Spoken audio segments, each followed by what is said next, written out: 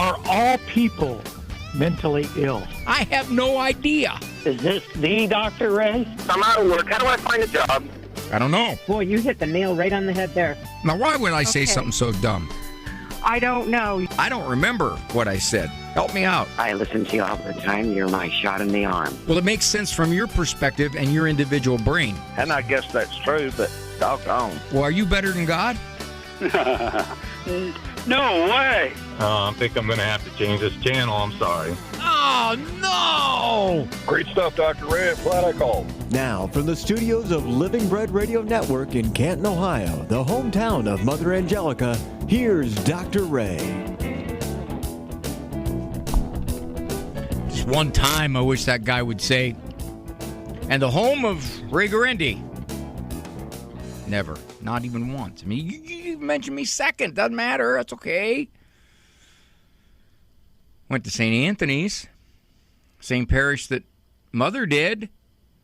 Well, kind of law in Canton. If you were Italian, you had to go to St. Anthony's. That was the place. I got my first communion there. 3 days. We spent 3 days preparing for First Communion. I stayed with my grandmother. I gained 42 pounds. I was 7.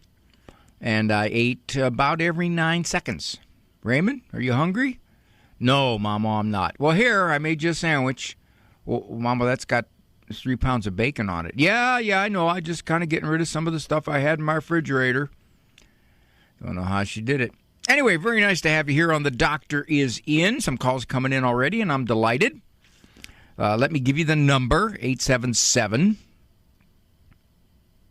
I'm not going to say anymore. I mean, if you loved me, you'd know the number. You'd have it at home. You'd have it on your medicine chest. You'd have it spray painted on the garage wall. Have it right behind the toilet. What? Well, they should have it.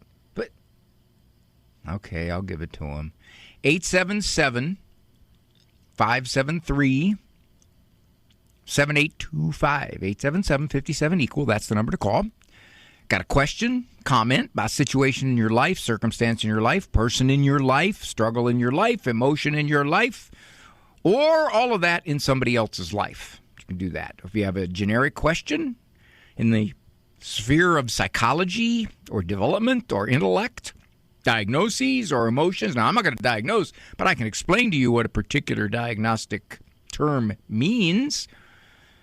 877-57 equal. Couple of announcements here. This is a busy time of the year speaking-wise. The 2 biggest speaking months of the year are October, because school has started and winter has not, and March, because people aren't quite as afraid of snow, especially in the snow states. And then you get into April, things start to get pretty busy because of the weather and that. So March is probably the second biggest speaking month. And in that, if you're in the Living Bread area or even the area of The Rock, AM 1260 in Cleveland, I will be at Queen of Heaven Parish in Greene, Ohio. That's the Diocese of Cleveland. Tonight, 7 o'clock. The logic of being Catholic. Why did I come back to the Catholic Church after 8 years away? What was it about logic, reason, evidence that convinced me Catholic Church is who she said she is? So I got that. And then this Thursday, I'm going to head into Allentown, Pennsylvania, the Diocese of Allentown. Going to be a marriage conference in the evening, March 5th. And then March 7th, a women's conference. So the contact people there are at my website, drray.com. It's the speaking schedule, has the person's name and the contact number. So if you want to give them a call. And then I was corrected by Janine. I don't recall saying this, but apparently I either implied or directly said that the Babel Conference, the largest pro-life conference in the country, held in Cleveland, well, actually, Rockside Road, but it is not sold out. Now, they have room for about 1,000 people, so that's probably why they still got some seats left. I'm trying not to take it personal that I didn't sell it out, you know. But it is not wide open, but they still have And it's a wonderful weekend. You got Friday and Saturday, just good stuff. All kinds of speakers, vendors all over the place. Just neat stuff. And then a lot of people I know are staying overnight. Friday night, Saturday nights, kind of a little bit of a date, I guess, if you go with your spouse. I'll be speaking there March 13th. So we got all of those coming up. Okay, that's it for that. Not uncommonly, people will say, I thought we had a good relation. I thought we got along. Matter of fact, I thought we were very close. And then I said this or I did this, and they just reacted. Oh, my. They either unloaded on me or I don't hear from them anymore. The relationship is distinctly cooler. What? How could one thing like that ruin a relationship? Most of the time, one thing like that didn't ruin the relationship, whether you realize it or not. And it's hard to know because people can stew about things that bother them for a long time, and they're not going to tell you. And maybe you did nothing at all wrong. It's just that they interpreted it the way they interpreted it, and they built up a slew of irritants, irks, and resentments, and then something happened, and poof, the dam burst. And you thought, well, what happened? What? I thought we got along. I thought we were close. Well, you probably weren't as close as you thought. You were close from your perspective, but from their perspective, they were brewing. And maybe not so obviously, but more often than not, that's the case. You're not going to get a close relationship, a warm, tight, close relationship fracture on the basis of a couple of remarks or a basis of an argument or a basis of a misunderstanding or a basis of an event that was misinterpreted. That's not usually the way it goes.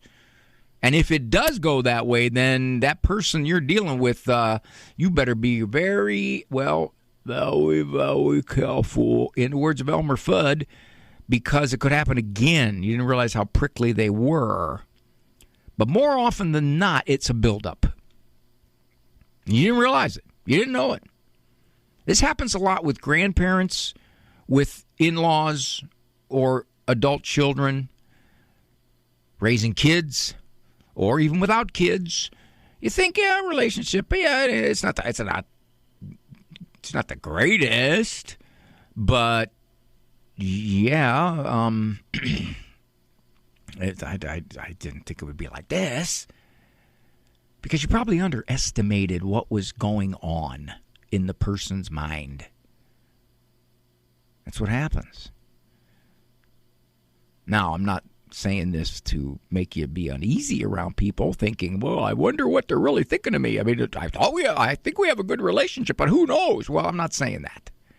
I'm saying if it happens that this relationship cracks or becomes cool or changes, and you're surprised by it because you think the stimulus that caused it wasn't big enough, shouldn't have ever happened, there's a good chance that it had been building.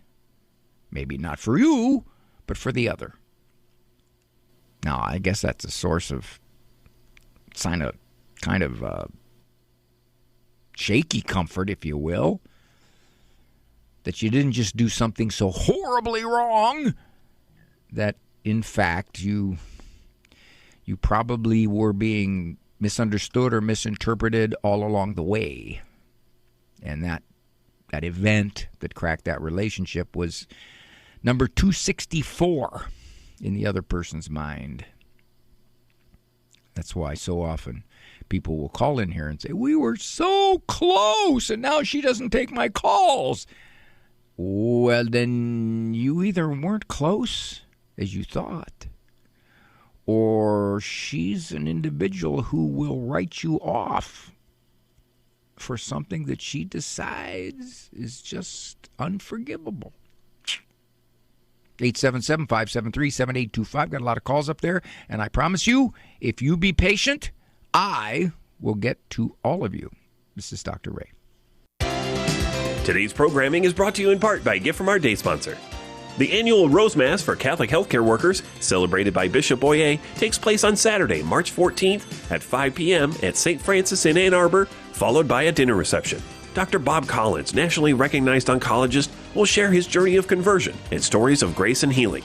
Suggested donation is $25. RSVP at bit.ly/Rosemass. The Heart of the Interior Life with Elizabeth Jangle. St. Ignatius of Loyola encourages those experiencing spiritual desolation that there is always sufficient grace for eternal salvation.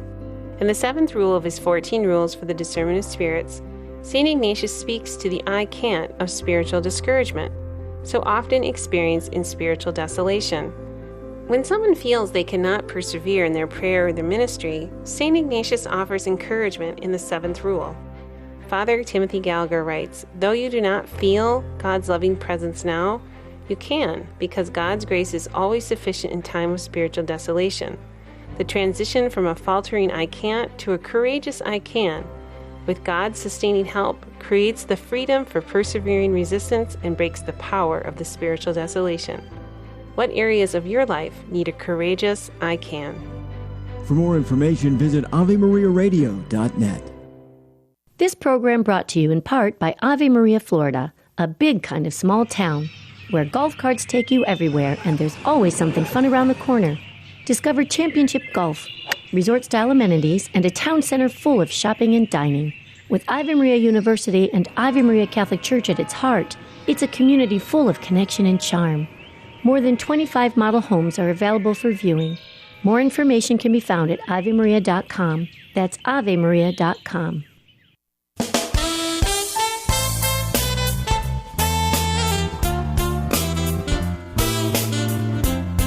Dealing with the real. Let's go to Dan, who called even before I started talking.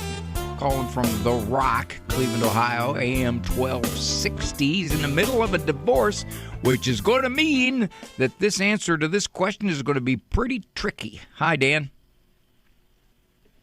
Morning, Dr. Ray. How are you? Okay, sir. So are you guys not living together? We are living together. She is waiting to get money from me buying her out of the house. And you say she's sleeping with your daughter, co-sleeping in the bed, and your daughter's 11. Correct. Well, what are your thoughts about that? Well, no doubt you've asked her about it, right? Yeah. She won't listen to me. Okay. And what's her justification for this? She says that our daughter needs somebody to be with her during this time. Okay, I figured that would be kind of some of it. Did the daughter sleep with mom prior to this time? Every so often. It wasn't like regularly, but now they're acting a lot alike. They're wearing the same pajamas to bed. Unfortunately, I have to work late, and so then mom gets to spend a lot more time with our daughter. Does it seem to you that mom is trying to form an ally? That's what I kind of wonder. Well, you realize you're not going to convince her otherwise, don't you? Right. So if you're asking me, what do I think about that? First of all, I don't know the details of your situation. Sure. Generally, most people don't do it. But right. if she feels compelled to say our daughter shook up because of the divorce, who moved for the divorce, you or your wife? The wife. So she's saying, because I'm doing this, our daughter is shook up, and therefore I've got to comfort our daughter because this is traumatic for her. Correct. But then what how does this affect like our daughter's mental health? I don't think that this is something that's really like an everyday thing. So I don't know why she feels like she has to sleep with her every day. Well, my guess would be the bigger problem, Dan, is that if your wife is trying to solidify an ally, either against Dad or for Mom, then she's going to probably alter her parenting. And sleeping in the same bed with your daughter is only one aspect of that altered parenting. I mean, have you seen other things too? I mean, she lets her get away with stuff. She's permissive. She is overly being a friend rather than a parent. I mean, you see other stuff? She's always been the permissive parent. She'll take her wherever she wants. They'll go out on the weekends, get their hair done, nails done. If our daughter wants something, she'll buy it for her. I kind of wonder, even with a cell phone, like I'm not one to have a cell phone, for an 11-year-old. And so I wonder, once we get divorced, like, is she going to permit a cell phone, or how can I broach that subject? Well, the thing is, the problem here, Dan, is she's not going to give you any credibility whatsoever. When was the last time you said something to your wife that you could see as a source of contention, and she said, "Oh, well, I hadn't thought about it that way, Dan. That's a good point. Maybe I need to make some changes." Yeah, I hear you laughing. I'm saying save your breath. Yeah. Because all you do when you bring this stuff up, you just make her madder because she figures you're trying to be controlling. You're trying to tell her how to run her life. You're trying to tell her how to parent. And this is one of the reasons why I'm divorcing you. Am I wrong? Right. No, you're always right, Dr. Ray. Well, I'm sad to be right in cases like this, Dan. Unfortunately, I've seen it so much that it isn't hard to predict. I guess I would say this. I hope you get a good, generous contract regarding co-parenting, regarding visitation, so that your solid parenting is something that can make a big difference on your daughter. And the one nice thing about that is dads have an enormous amount of leverage and influence. All the research says that. So don't lose hope. Don't despair. Recognize, okay, my wife's going to do what she wants with our daughter. But I will leave you with this. I've seen in situations where a parent is permissive and a parent gets a divorce and decides, okay, good, this is great. I'm going to be the real loving parent now. Unfortunately, what tends to happen as the child moves into the teens is that relationship gets pretty ugly. There's a lot of conflict because if without limits and structure and confident, solid parenting, you spend a lot of time fighting with that kid. And when you do that, that child looks at the other parent and says, that other parent's stricter, but I don't fight anywhere near as much with him or her. So that's the hope for you to cling to, my friend. I appreciate it, and that's how it's been for a while, too. Your daughter knows Dad is stricter than Mom, but Dad is the one I can really rely upon to be a parent. Thanks, Dr. Ray. Okay, Dan. Thanks for being so patient. Okay, a lot of calls, and I'm just promising you people I'm going to get there. We got Caroline, who is okay. Well, either that or she's from Oklahoma. Hi, Caroline. Hi, Dr. Ray. Well, this is kind of related to my, a little bit to my opening monologue. Did you hear it? Possibly. Forgive me, I've had a lot going on, so possibly. I talked about how when someone looks like they're severing a relationship or they're cooling it down, and you're thinking to yourself, okay, what's that all about? Often there is a buildup, a brewing of their resentments or dislikes or prickliness or whatever it is. And ultimately they do something like your mother did, which is, hey, I don't want to call you. I'm in town, so what? Did that surprise you that Right. she came to town and didn't make any effort to connect with you? No, it didn't surprise me because that's how it's always been. But I guess it just really hit me hard this time because she went by my son's house, which is only 5 minutes from my house, to drop off my birthday present. Oh, and, boy, is she making a statement. Yes, right. And there's, my grandchildren there. So she graced them with her presence for 5 or 10 minutes.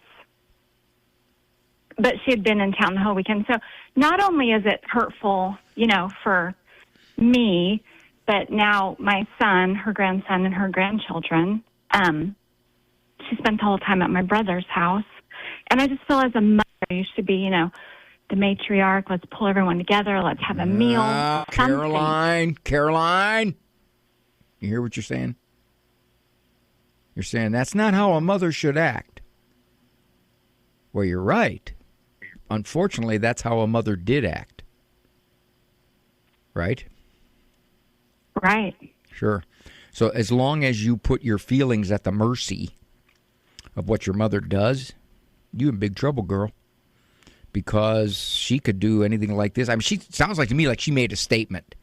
Not only am I not going to contact you, but I'm going to go someplace else and grace them with my presence and love. And, oh, yeah, I got a present for you. It's over here. I left it in the garage. Pretty much. Well, you could do this. You could say, Mom, I heard you were in town, and you didn't stop over. Mom, tell me, what is it about me? That's what you say. What is it about me that you have a hard time with? Now, Caroline, if she says, no, I was just busy. I just didn't have a chance. I was going out. I had every intention to. I didn't stay long at your brother's house. I had to stop over because he had asked me to. If she starts tap dancing all over the place, then she's not going to give you a straight answer. Your hope is she gives you an honest answer, which is, well, Caroline, I'm going to tell you. You said this, you did this, you said this, you do this, you say this about me, you do this, blah, blah, blah, blah, blah. If she's honest, here's what you do. You don't dispute it. You say, Mom, I am so sorry. I didn't mean to come off any way like that. Please forgive me, and I promise you I will not do those kinds of things again. Now, that's your one thing you can do to try to damage control this whole thing. Even though, Caroline, in your mind, whatever she tells you think's ridiculous. It's nonsense. You didn't do any of that stuff. You didn't say what she said you said. You didn't mean what she said you meant. No. Don't try to dispute her. That'll just convince her that, you're just not going to see it my way, Caroline. Don't do it. Can you do that? Tell me again what I say. Forgive me. You say what you say to her, honey. You say, Mom, I know you were in town. I miss seeing you. Is there something about me, Mom, that you just didn't want to come over? And please tell me what it is. Okay, well, I love it, and I'll run with it. Yeah, and if you'll hear either a dodge answer, which she won't tell you, then you're not going to get anywhere, or she'll give you an answer that's honest and brutal. And at that point, you say, Mom, I'm so sorry. I don't want to do that. I don't want to have a relationship like that. Please forgive me, and I promise you I will just do better. Now, you're thinking to yourself the whole time, boy, does that stink. She got to look at herself. I know. Keep that in your head. Keep that in your head, because if you want to actually try to get her to be softer toward you, you're going to have to just acknowledge what she says, even though you think it's coming from another universe. God bless you, dear. Good luck. All right. On the line, please be patient. I have every intent to talk with you.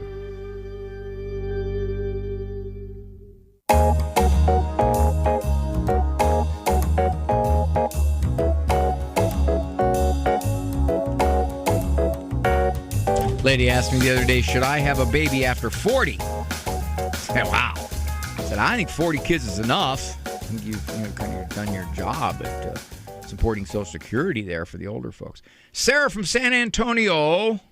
The Riverwalk's beautiful there. Hi, Sarah. Hi. I was calling to ask a question. I grew up around a lot of elderly people, and I used to listen to them. So I remember an elderly person told me, don't ever marry a divorced man. She didn't say if it's a sin or it's not a sin. So I decided not to listen, and I marry a divorced person. I said, okay, I'm going to give him the benefit of a doubt. But I ended up getting divorced with that person. So I'm thinking back to what that elderly person said, and I'm like, is getting married with a divorced person is sin? I don't know the motive that person told you that. One of them could be, if you're going to marry somebody who's already been in a failed marriage, there is a chance that person would be very difficult to be married to.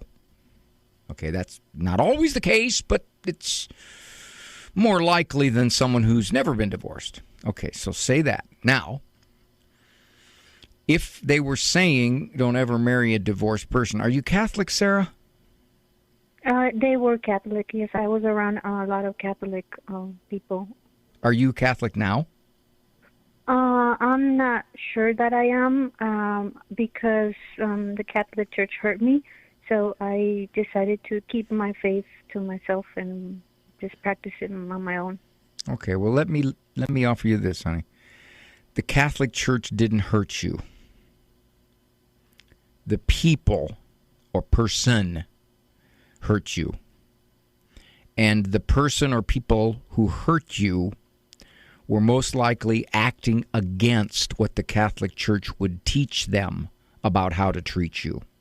So there's the difference, honey. You don't throw out Christ Church and what he established as his authority because of people who are sinners in it. That's the biggest mistake you could make. That's the first thing I would tell you, honey. The second thing is the church would teach that, and I'm going to have to really distill this down because there's some details here. If that other person had a valid marriage, and they don't have to be Catholic to have a valid marriage. If they had a valid marriage, and you'd have to explore that, and they divorced, in the church's eyes, they're still married. So if you married them, and I'm going to assume it was a civil marriage, or there's a lot of non-Catholic churches that would marry you. If you did that, go ahead, honey. We got a priest. We got somebody that marries legally, but he was also a church person. You're saying you had a priest marry you? We had a person that was, I guess, a priest or a pastor. I don't really remember. Okay, it may have been a cleric. He was also licensed to marry somebody. It may have been a cleric from another denomination, or a pastor from an independent denomination. That happens a lot because they don't have the same teaching as the Catholic Church does regarding divorce and remarriage, which really comes from Christ. So that said, if this person had a marriage that was valid, and then again, the only way you know that is you have to kind of explore it, and you, quote unquote, married them, if you were Catholic, the church would say that's not a valid marriage. That second marriage was not a marriage. You effectively are living with someone who's still married. Now, civilly, they're divorced, but in the eyes of the church, and they would say in the eyes of God, that person's still married. However, you divorced that person, which means, in all likelihood, you ended the marriage civilly. If there was no marriage to begin with, then you didn't end a marriage in the church's eyes, a valid marriage. You ended it simply because you ended the legal part of it. So that said, two things for you, dear. One, rethink. Take a look at the Catholic Church, what she teaches, why she teaches it, how beautiful she is in her consistent moral teaching, and say to yourself, whoever did what they did to me or someone I love was hurtful or wrong, abusive, whatever it was, know that they were acting against the way the church would say to treat you. That's what the church teaches now. If you are going to say, I don't want any part of that Catholic Church because I don't like what she teaches, that's one thing. But if you say, I don't want any part of that Catholic Church because of what somebody did, that's quite another thing. Quite another thing. I'll draw a parallel here for you, honey. Divorce that person because probably there were problems in your union.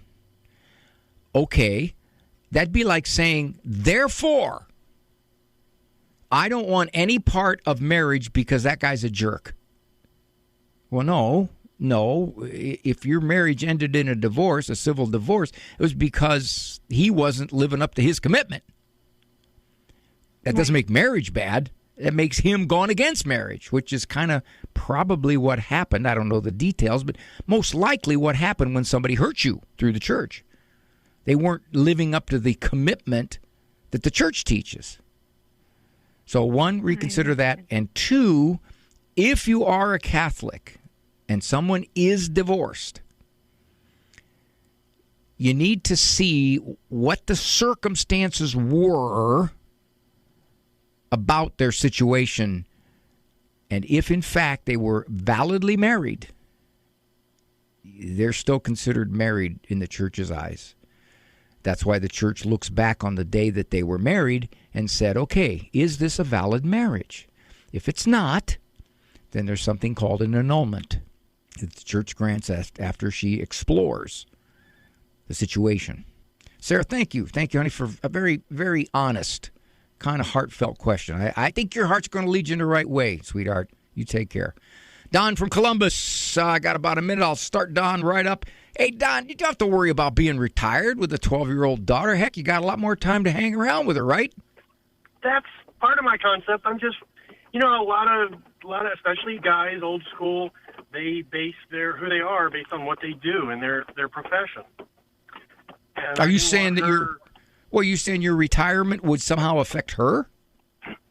Well, it's going to make more obvious the age difference between her parents and other kids' parents.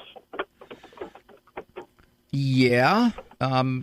Okay, but I think the bigger factor is how loving and committed and stable her dad is, not the fact that he's retired. I got friends who retired from teaching when they were 52, and they still had a bunch of kids at home. So I think a lot of it is just what kind of person they are as opposed to what age they are. I think you're thinking she's going to look at you like, wait a minute, I'm being raised by an old guy here. He can't relate to me. That won't happen, Don, if you are the kind of person that makes for a great father.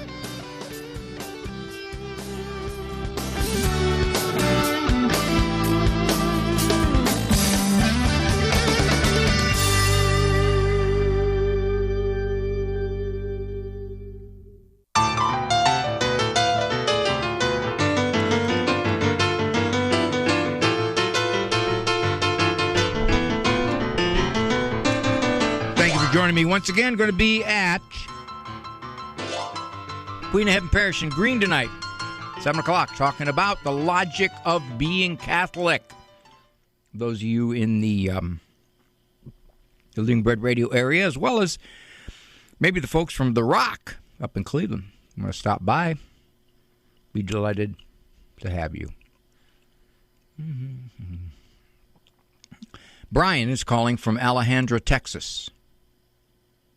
No, that's Alejandra calling from Bryan, Texas. I hate when that happens. Hi, Alejandra. How are ya? Did we lose Alejandra? Alejandra, come back. Oh, hi. Sorry. Yes, I'm here. Where did you go? Sorry, I'm here. All right. You realize now because you ignored me 3 times, I'm not going to give you as good of advice. You know that, don't you? I'm sorry. Yeah. Okay. All right. Since you apologized, I'll give you good advice. Your mom What's your mom have to say about all your parenthood? Everything. She, I just don't know how to politely tell her to back off. Like, every time I try to discipline, she's like, oh, don't spank them, talk to them. And I tell her, I already tried talking to them, but they don't listen. She's like, well, because you're screaming. I wouldn't listen to you either if you talked to me like that. And I'm like, my mom wasn't abusive, but she did used to spank. And so now she acts like it's so wrong when I do it to the kids. Or like, if I tell them because I said so, she's like, well, don't tell them because you said so. Explain to them why. Your mom live with you? No, she doesn't live with me. Whenever we go over and visit her or just anytime we're over there. Have you said anything before? No, I haven't. No, because I don't know how to politely tell her. Well, that's two things here, Alejandra. Politely telling her doesn't imply she's going to agree with you. In her mind, if you're doing it wrong, then she has a duty to correct you. So that said, you go ahead and tell her politely. Do you think she will then keep her opinions to herself? You know your mother. So, because it's like one example, my 10-year-old, she stays at home after school by herself. And so one day my mom went by the house and picked her up. And so she didn't call me to tell me, so I told her she was grounded. And, of course, she called Grandma and told her that she was grounded. And she was like, well, I don't see what the big deal is. She left with me. And I'm like, it's not a big deal. I got home from work and she wasn't home, so I got scared. And she was like, oh, you overreact. Well, you got a problem, Alejandra. Your problem is that your mother is very opinionated about your parenting. If you tell her, Mom, please, I'm going to raise the kids as I see fit, and your opinions are nice, but I'm going to do it my way. It doesn't sound like, you tell me if I'm wrong, it doesn't sound like your mom is going to agree. She's not, but would I be wrong if I tell her, like, it's getting out of control, Mom, and unless you let me parent, you can't see the kids anymore? Ooh, that's firing off a nuclear warhead. What I would say before you get to that point is I would say, Mom, I want you to know I'm going to ignore everything you tell me. Unless I think it has merit, I'm going to ignore it. Now, if she tells you something that is good for you, then you got to be honest with yourself and say, okay, she's making sense. All right, I got that. She's right there. Got it. But if you think she's just telling you how to raise your kids, then you can ignore her. Just ignore her. And you tell her, Mom, I'm going to ignore you. You know, I'm not going to do it. If, in fact, she undercuts you directly, say you discipline the kids and she steps in and rescues them, then you tell her, Mom, every time you do that, when you leave, they're going to be in bigger trouble because they know they're not supposed to try to get away with it because you're there. Now, if worst case scenario, if she forces you to have to parent your way because she will not listen. She buys them a smartphone, or she buys them a TV for their room, or she says when they come here we can watch whatever movie I want to watch. Now she's putting you in a corner.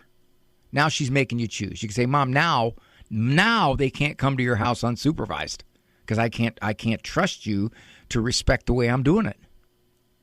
I hope it doesn't come to that, Alejandra. But you tell her, Mom, I'm just going to ignore you. Unless I think it's something I can benefit from and the kids can benefit from it, I'm going to ignore you. And if you undercut my discipline, you realize that when you leave, you're only getting the kids in more trouble. Good luck, dear. Good luck. This is Dr. Ray. We are in the high point of the liturgical year. We are in ordinary time. Why did God become part of history? For the sake of ordinary time. Why did he suffer death? For ordinary time. And resurrection? Again, for ordinary time. We live our lives chasing the glamour moments, the highlight moments. Yet, as a Eucharistic people, we should know that God is most fully present in the ordinary, not in the flash of life, not in its speed, not in its awards and banquets. We kill our unborn children, and we tuck away our elderly because they slow us down, hindering our pursuit of those glamour moments. But it's because they do slow us down that we should love them all the more, for helping us find the wealth in the ordinary. GuadalupeWorkers.org. What is a virtue? The Catholic Catechism gives this definition. A virtue is an habitual and firm disposition to do the good, enabling a person not just to perform good acts, but to give the best of himself or herself. The goal of the virtuous life is to become like God. Human virtues are firm attitudes, says the Catechism, stable dispositions, habitual perfections of intellect and will that govern our actions. A virtuous person has mastery over him or herself and takes joy in leading a morally good life. Acquired through human effort, the moral virtues are the seed and fruit of morally good acts, disposing us to communion with divine love. This is Peggy Stanton, and this has been the Order of Malta's Minute with the Catechism. You're listening to Ave Maria Radio. Ave Maria Radio.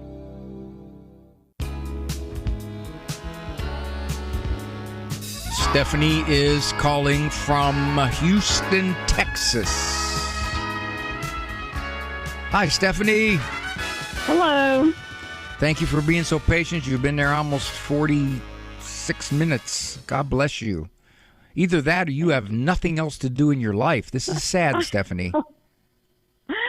It is. Man, did you ever think that when you were really young and cool, that you'd be sitting on the phone listening to some shrink prattle on through 4 or 5 people and you're still sitting there waiting?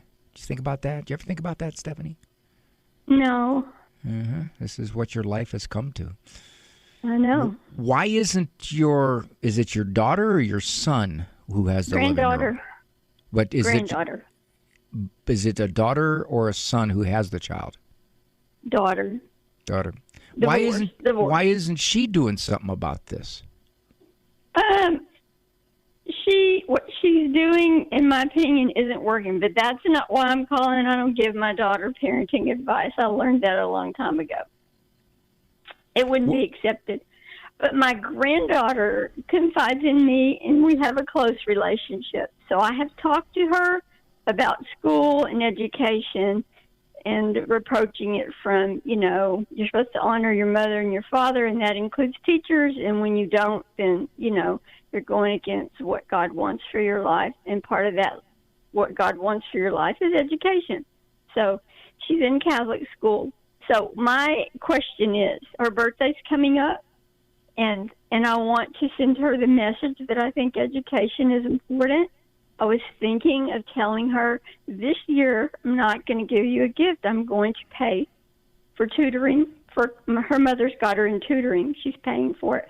So I'm going to give the money to your mother to pay for your tutoring sessions. But I don't want to do it if you think it'll be too cruel or if you think it might damage our relationship. So Okay, well, first of all, Stephanie, first of all, who am I to tell you how to make a decision regarding your granddaughter? Well, I think you would have some insight about how she would receive it, if it would be do more harm than good, I guess. Well, personally, I think it's a beautiful thing you're doing. And I would take it a step further, and I would tell your granddaughter, sweetheart, if you're not applying yourself. Now, again, I don't know the academic backdrop here. I don't know if she's got learning struggles, whatever it is. I don't know. Nope, none so whatsoever. If she's not applying herself, and I hope to God she doesn't have a smartphone. Nope. Okay, good. if she's not applying herself, it's because everything else is less boring than school. Number one reason why kids don't apply themselves. No, she told me she does it to get to her mother. She does it on purpose. I'm not sure I'd buy that. I mean, kids give Okay. you all kinds of reasons. And by the way, if she's doing it to get to her mother, then there's probably discipline problems, and mom is not handling them well, and there are... Yes. There you go. Yes. So there's a lot of friction. And Yes. that friction is also playing out in her poor school performance. So yeah, but the bigger problem is the behavior problem right now. So that said, I would tell her, honey, I was going to buy you a gift, but I decided I'm going to help your mom out because as long as you don't do what you need to do in school, which is only hurting you, I'm going to make my gift be to pay for some of that tutoring. That's what I would do. I think that's a great idea. Now, She's upset about it. She says it's a deal. Of course you could be upset about it. Are you kidding me? Why wouldn't she be? That's all Yeah. right. You don't do things so that kids aren't upset. You do them because they're good. Yeah, but I'm not the mother. I'm the grandmother. So, Hey, you're allowed to spend your money the way you want. Yeah. You can say, this is what I think is a good use of my money. Okay. And an interesting thing about this, just as an aside, if you're familiar with the humor columnist Dave Barry, he said there is a time to stop celebrating a birthday. And that time is 11 years old. That's what he says. So, so I think what you're doing is sweet. And I think what you're asking is, well, is she going to be mad at me? Yeah. But if you got a decent relationship with her, she'll get over it. And you're making your point. And I think Mom will like you. Although, you better go get Mom my discipline book because it sounds like there's some discipline struggles there, and this kid's only 11. I did, but she won't read it. So. Yeah. Okay. Yeah. Neither did my wife. Okay. All right. Thank you. Stephanie, thank you for your patience, sweetheart. Thank you so much, okay? Lizzie from Sioux Falls. My daughter's name is Lizzie. Hi, Lizzie. Hello, Dr. Ray. Thanks for the call. Yeah, so nothing dramatic, but our oldest son, he's 5.5, he just has disliked going to Mass probably since he was about 2.5 or 3. And we deal with it weekly. It ranges from just being upset all the way to, putting up more of a fuss physically. Yeah. And so I guess, of course, the age-old question of, is this normal? We always joke that he's going to end up becoming a priest. But it's like a solid part of our routine. And so I wouldn't make any predictions on 5.5, that's for sure. And the other thing I'd probably weigh in on is he doesn't hate going to Mass. He hates having to be sitting in one place and being bored for an hour. That's what he hates. That's what he hates. And he complains about the music and how it's loud. And Yeah. I would probably do this. So we had an interesting rule with our kids. We had 10 under 12 at one point. So you think about keeping order at Mass. Our rule was you have to be respectful at Mass. Meaning you're not disruptive, meaning you're not whining and complaining. And if you're not, we're going to deal with you when we get home. And he does. He actually is fine at Mass. Oh, well, okay. It's before. It's like the whole attitude behind Same it. thing. I mean, it's Same every Sunday. Same thing. You tell him, if you're nasty, throwing a fit, whining, complaining about going to Mass, when we get home, here's what we're going to do. And you might just simply tell him, Mom, I'm going to go outside. Oh, no, honey, you're not going outside. No, not today. You really were kind of nasty when we were going to Mass. Yeah. Mama, I get that juice cup. Honey, I would have given you your juice cup.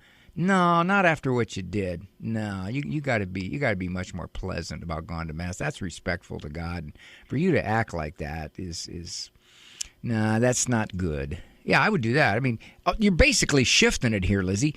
It's not so much that he acts up at Mass. He acts up before going to Mass. Okay, well, you could do one of two things. You can either put up with it and say, well, all right, he'll get over it every day, every Sunday. It's like that, which some parents would do. But I think if you want to have a more peaceful ride to Mass, you tell them, no, son, if you're going to act up like this before we go to Mass, here's what we're going to do when we get home. You're going to go lay on your bed. You're going to go sit on the steps or whatever you're going to do, Lizzie. Now, don't worry about, I'm going to make him hate Mass. And when he's 19, he's just going to run away and say, you did that to me. No, you can't future project like that. You got to deal with it now. Okay. All right. Yeah, and he has no problem with other religion-related things, but it's just been consistently Mass for the last 2-3 years. Yeah, who knows why? Who knows why? But other than that, gotta go. Thanks, Lizzie. This is Dr. Ray. Time flew. Thanks for joining me. Walk with God. Don't throw a fit. For information on Dr. Ray's presentations, books, and CDs, visit drray.com and follow him on Facebook and Instagram. The Doctor Is In is a co-production of Ave Maria Radio and EWTN Radio and carried across the EWTN Global Catholic Radio Network.